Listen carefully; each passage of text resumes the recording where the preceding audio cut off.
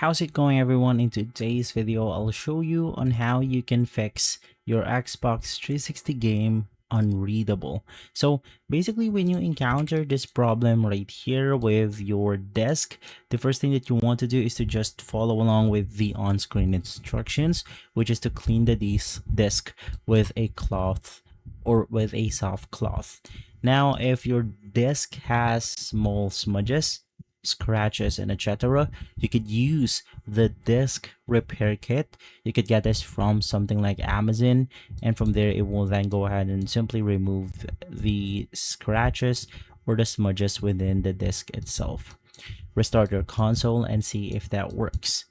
Now, the next thing that you want to do is to try deleting the system cache of your Xbox. So you want to navigate through system, click storage, and here you want to navigate through the storage where your game is installed at. So in most cases, it's going to be inside hard drive. Click the device options, and then you have the clear system cache. Click yes, and then you should be good to go.